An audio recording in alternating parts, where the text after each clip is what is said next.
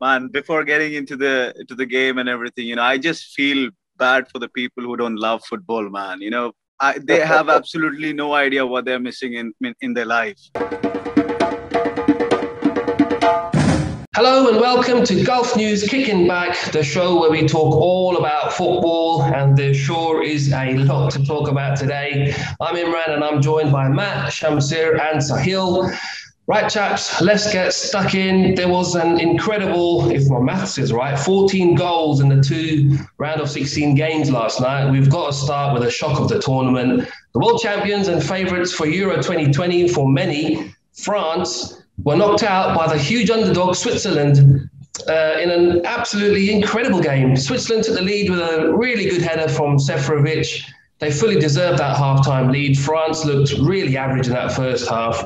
And then Switzerland had a really good chance to double that lead from the penalty spot, but Rodriguez's penalty was saved really well by Laurie. And then just 4 minutes later, they found themselves 2-1 down. 2 goals from Karim Benzema, and then Pogba scored a 35-yarder into the top corner. It's got to be one of the goals of the tournament. That made it 3-1. It looked like game over. But Seferovic had other ideas. He pulled it back to 3-2 before a 90th minute equaliser from Gavranovic made it 3-3. And then France nearly nicked it. Coman hit the crossbar late on in injury time. There was chances in extra time, but it went to penalties. Switzerland scored all 5 of theirs. Mbappe stepped up for France with a crucial kick, and it was saved by Sommer. Switzerland are through. They're going to play Spain in the quarterfinal, who got through yesterday in another incredible game against Croatia. We'll get to that a bit later on. Look, those are just the facts, but so much more happened in that game yesterday. Matt, could you believe what you were even seeing? I think that we were still catching our breath after the insane game for Spain. That we didn't really. I wasn't really surprised anymore. It was just like, this has been the most insane day of football ever. So aliens are going to land on the pitch next, and we won't be surprised. It was just everything and anything that was happening. Missed penalties, own goals, insane chances, and then goals at the other end. It was non-stop from 8 o'clock until 2 a.m. It was just non-stop mayhem. Switzerland fully deserved their win in my book because France just didn't step up. They've been really disappointing. This is going to go down as a major flop for them. World champions, last 16, no, it's not good enough. Deschamps is probably on the way out now. And yeah, Zidane, as you say, Zidane could be a very interesting chance for stepping up there. They need a leader. Mbappe's really not been on fire for the last little while, and they need somebody to get him back into top gear. But again, let's say you can't take anything away from Switzerland. Brilliant game, absolutely insane. One for the history books to watch over and over, and what can you say? You covered all the points there, Imran, but it took about 10 minutes.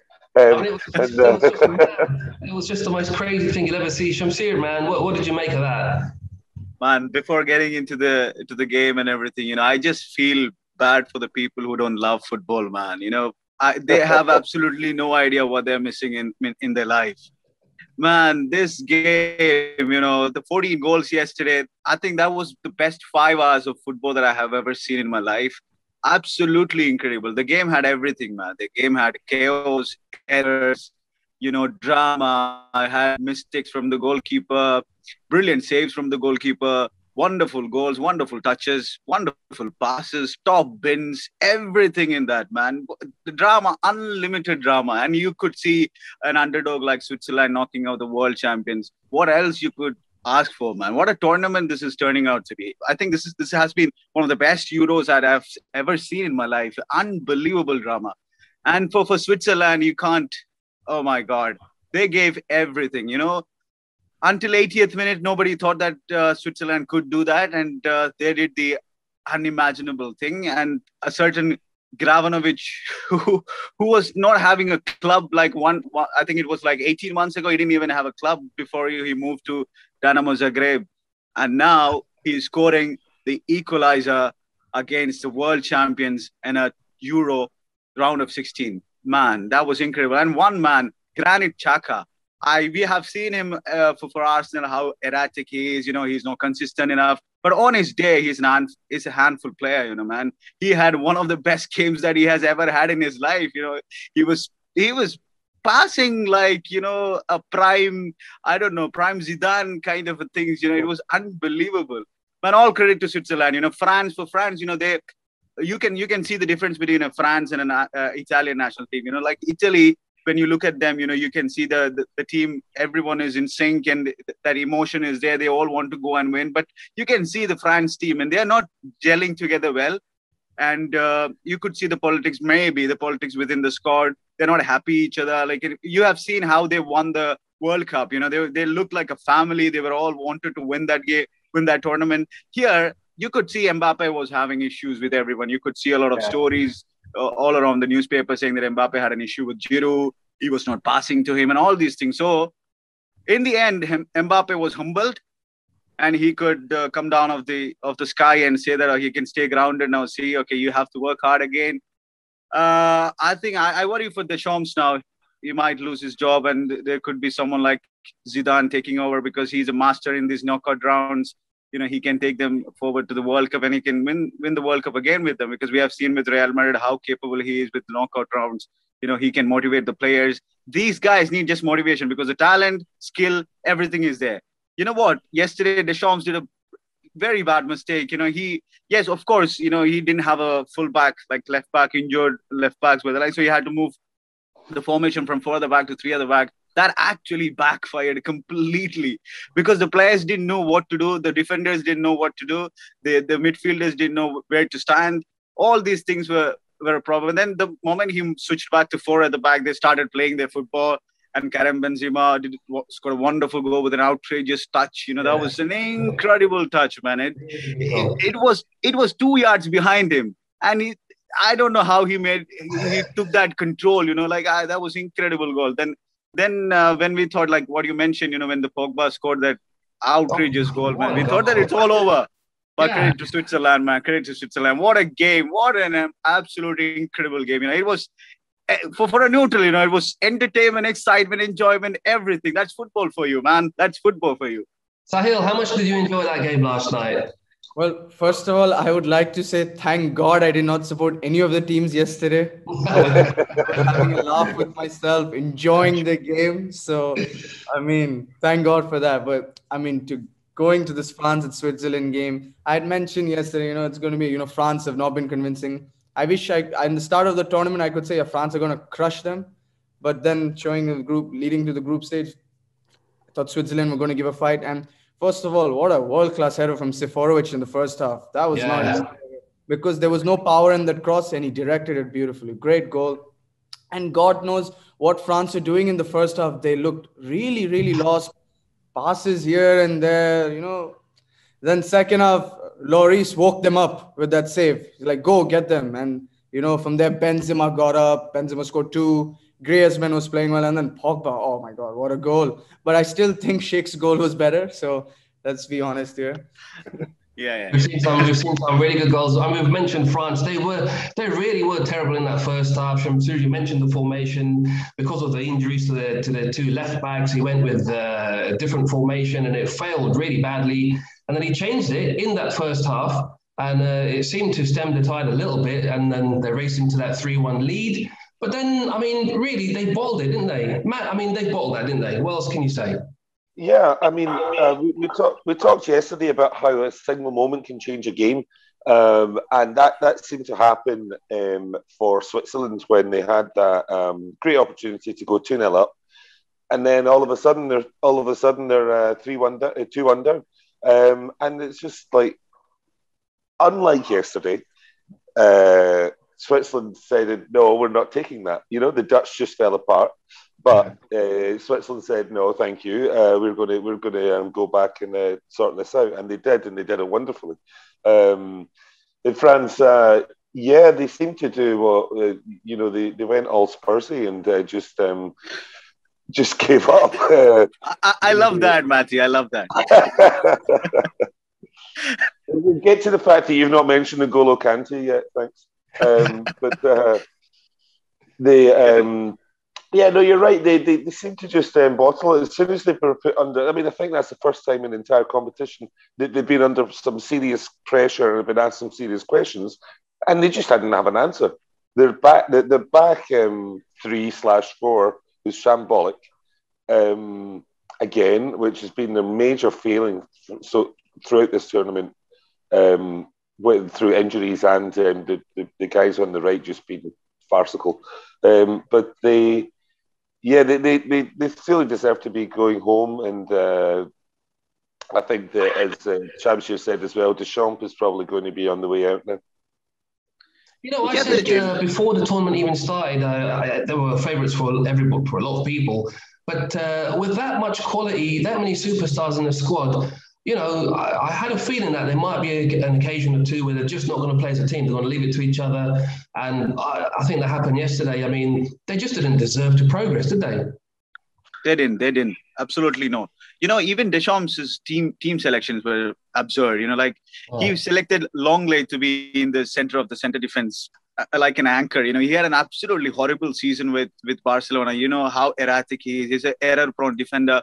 And you're putting him in the center of the center defense when in such a crucial match. And that proved to be absolutely a baffling decision from him, because the players that he could have taken, Laporte, he changed his nationality. He could have taken Konate, who's going to join Liverpool. He could have taken Upamecano, who had an unbelievable season with Leipzig.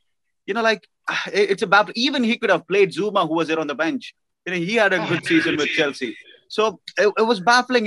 You have to pinpoint questions to Deschamps, and I think he'll have to leave that job, I think, because with that squad, they should be progressing at least to the semifinals or the finals, because they were everyone's favorite. That's true. Apart from mine. With his proposal, he's messed up big time, hasn't he? I could completely agree with Shamshir, saying that, Zuma should have started instead of Longley, as he said, Longley has had an error-prone. He's an error-prone defender. And Zuma had a decent season with Chelsea. And again, and Imran saying, with big stars, sometimes, don't gel. But I don't think, you're right that sometimes they don't, but can't give a reason. You got all quality players in the team. You got to do something out of nothing, right? So France have no excuse. They played bad football this whole tournament, and they deserve to be out. Switzerland fought their way, and yes, France have bottled it. Yeah, the game management was absolutely horrible as well. You're moving 3-1 up with just 10 minutes to go. You just have to keep the ball. Instead, they were trying to be fancy. You need to learn the match management and game management. And for an experienced manager like Deschamps, who has played himself as a player who was won Euros, World Cups, and everything, that was baffling to me. I don't know what happened to them. I think we give some credit to Switzerland as well. I mean, absolutely. Buried at 3-1 down, 9 minutes to go, and but they never gave up, did they, Matt? They just kept on going.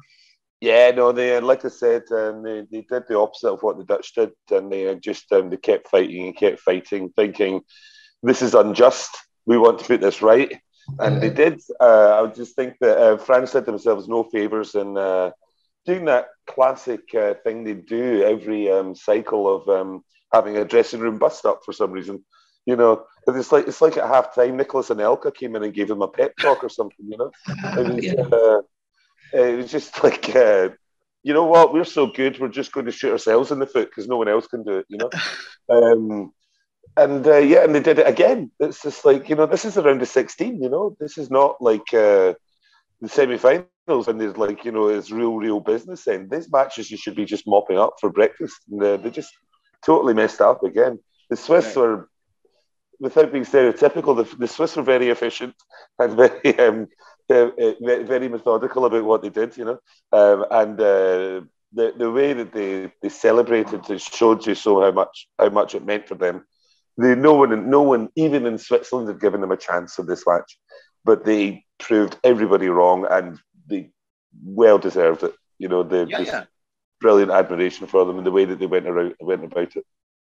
Yeah, they just enjoyed their football. This is the thing. This is the beauty of knockout rounds. When you're not the favorite, so when you're the underdog, you can just enjoy that moment. and they just absolutely enjoyed it. And even apart from Chaka, we have mentioned Seferovic, all these players. There is one guy, even Zubair. He was absolutely incredible in that game. He gave them a different outlet, which we have told. In the last game in the group, I would say he had 3 assists in that game, and he made that first assist for that goal, and he was good in that game. Like for the whole Switzerland team, they played brilliantly as a team, as a unit. That was the one lacking for France because they didn't play as a unit. Yeah, no, you mentioned Zubair. He done so well to get that penalty as well. But from the keeper to the forward, each one of them, I mean, they've had probably the best game of the tournament. Is that going to be it for them though? I mean, that tends to happen. They peak and then they can't retain that sort of level in their next match. Do you think that'll be out? Do you think that'll be all for them now? I don't think so. They should be fun. I think they can give it a fight. I think that's whoever they play next. I think they play Spain next, right? Yeah. So look at Spain. They're nothing great. I mean, it's going to be a great game. Here comes the chuckles. It's going to be a fantastic game to watch. Come on. France, why can't they beat Spain? Yeah, true. Absolutely. Let's get to that Spain game now. It's well done to Switzerland and bad luck to France. But moving on, and Spain saw off Croatia 5-3 in an extraordinary game, 8-goal thriller. It all started with that crazy own goal. Simone, who's known for a few mistakes in La Liga, he failed to control Pedri's back pass from 50 yards and it rolled into the back of the net to give Croatia a lucky lead. And in any other game, that would have been the main talking point, but so much happened after that. The goal, sparked a response from Spain. Sarabia equalised, Azpilicueta got the second, Torres got the third. But then Croatia pulled it back, made it 3-3. And then in extra time, Simone pulled off a great save. That could have been 4-3. And then Morata finally got on the score sheet to silence some of his critics. And then Olathabal added a fifth. I mean, that was just incredible, wasn't it? Again, this was the earlier match last night, and like I said, we were still reeling from that one before we got into the France-Switzerland game. And it's just absolutely insane. You couldn't take your eyes off it for a minute. They had absolutely everything, and I think that, as I said to you guys last night, Dubravka of Slovakia will be breathing a sigh of relief because he's not had the worst goalkeeping howler of the tournament anymore. Simon was just like it's one of those unfortunate ones. He took his eye off the ball. He was a little bit nonchalant as the ball came towards him, and it just bobbled over his foot. And then it was like, oh no, here comes the memes, as Shamshir would say. But from then on, it was just like, okay, let's have a game of five-a-side. Let's just bang, goal, miss, great save. It was everything, and I think that they've already booked an open top bus for Morata now that he scored a goal. They just keep. With Spain, that's 10 goals in 2 games. No one's ever done that before in a Euros, which quite obviously nobody's really ever done anything like that in the Euros. But they're still not really fancied, which is really bizarre because they scored 10 goals in 2 games, but they're still like, I just can't wait to get to Sahil's laughter and see what he says about this. The Keystone Cops of the tournament, and you just don't know what they're going to do next. Yeah, that's the thing. Talking about Alvaro Morata, man. He has missed 6 big chances in this Euros. Like, that's more than anyone else. That's more than even Kylian Mbappe. But then he came up with an absolute world-class strike. He turned out to be Dennis Bergkamp with the control and volley. That was an absolute thunder strike. We have to give him credit for that. He in the extra time, in such a crunch situation, that is one of the goals of the tournament. Angle as well.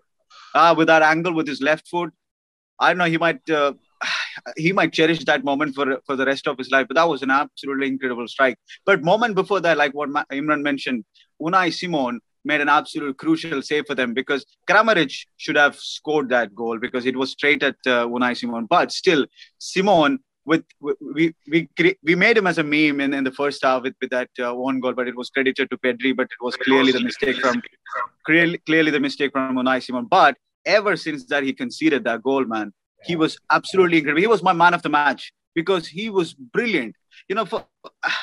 I don't know how he was able to control his emotions and play that well even after making that horrendous mistake. Because if anyone else, if it was Kepa Arrizabalaga, I think Spain would have lost like 5-0, 6-0. So that so you have to give credit to the temperament of the boy. He was absolutely incredible. And Spain as a whole, like what Matty mentioned, I still don't fancy them, man. Yes, they have reached into the quarterfinal, and I think they have a winnable fixture against Switzerland. Though Switzerland are going to give everything like what they have given against France, but still, Spain with that squad, they might even reach into the semi-finals, which is absolutely ridiculous to see that. But that's what football is all about.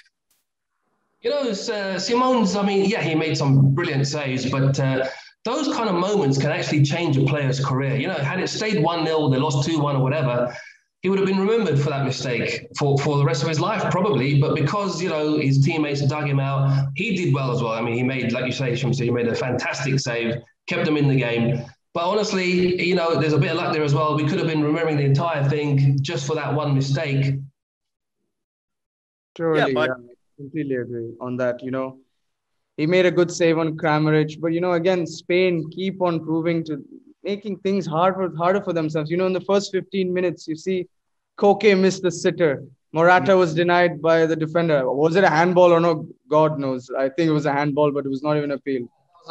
Again, we thought when he missed that header, we thought he's going to have another one of those nights. Yeah. The goal's over there, and he's put it completely wide. No, carry on, Sahil. Sorry, go on. No, yeah. So then Koke, I don't know how he did not score that. Then Unai Simon gives that own goal. And what's happening? Again, Spain are back to normal. But then I think one guy we've not mentioned is Sarabia. He's been, I think, Spain's best player this tournament. What do you think, guys? I think he's been their best player. He scored a good goal.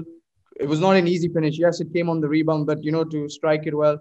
And then from there, Spain carried on. Azpilicueta, he scored, and then Torres. But then this guy, Mislav Orsic, I think you guys will remember his hat-trick against Tottenham in the Europa League when he finished. Yeah.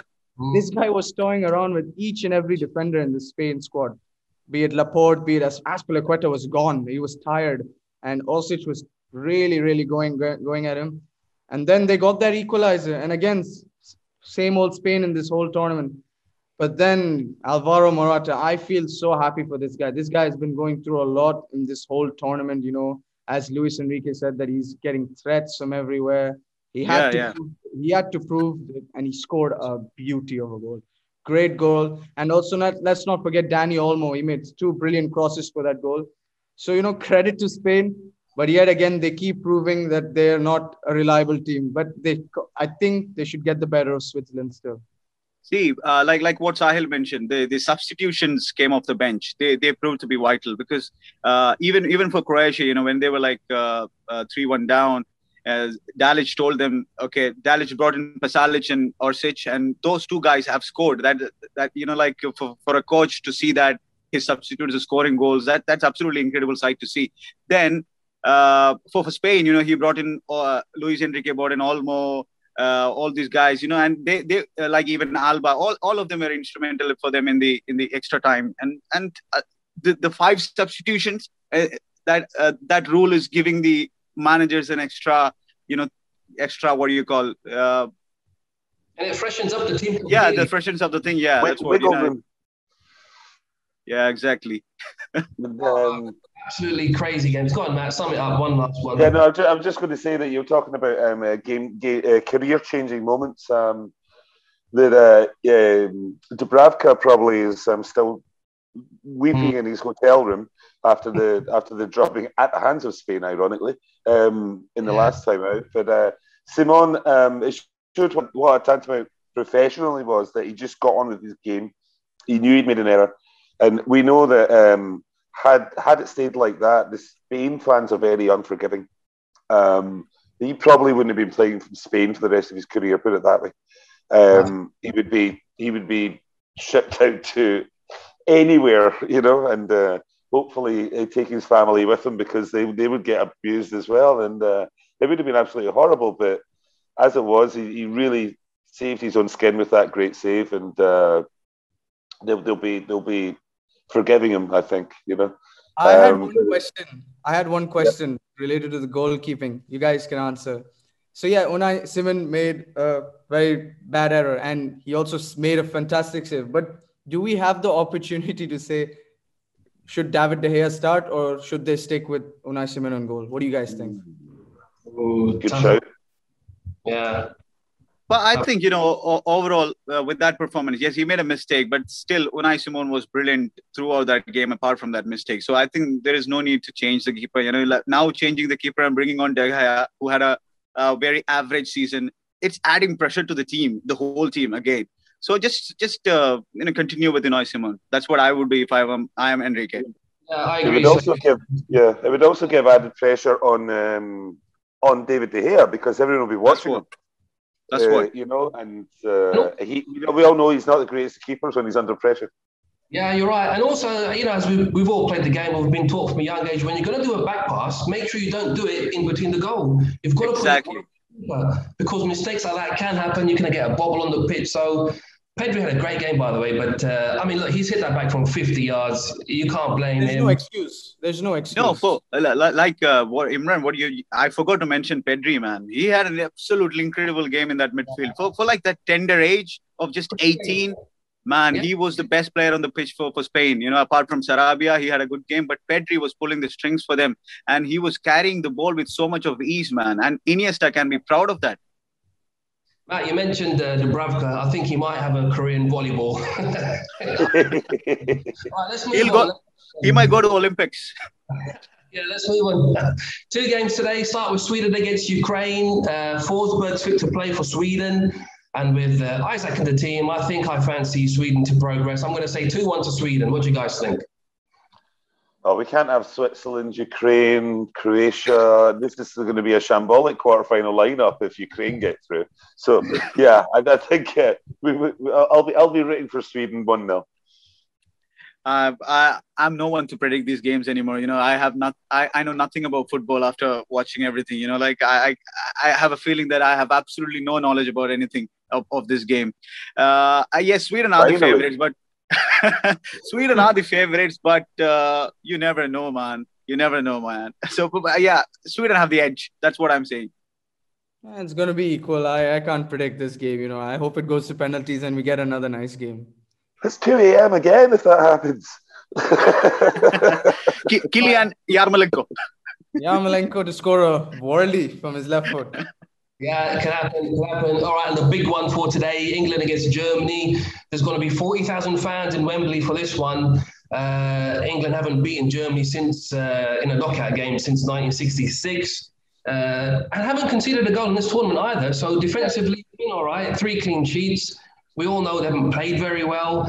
But Mount and Chilwell back in the squad. They've had their 10-day isolation period. I'll take a scrappy, dirty 1-0 win just to get through. We must avoid penalties. That's the main thing.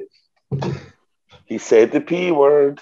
I think that England will be too strong today. I think that with Chilwell coming back as that backup in the back four, and also Mason Mount coming in as support, which would take some pressure off Harry Kane. They've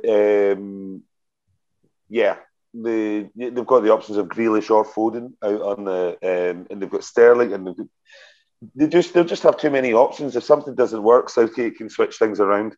Germany will just have a plan A, and that'll be it. And I think I think 2-0 and pretty easy for England. Oh, big call from a Scots man. Yes, Whatever for that me. may be. For me, yes, England are the favorites because they have the team and the squad. But like what we have mentioned about Deschamps, Southgate has to get his team selection right. He has to get his formation right because he has got all the plethora of talents with him.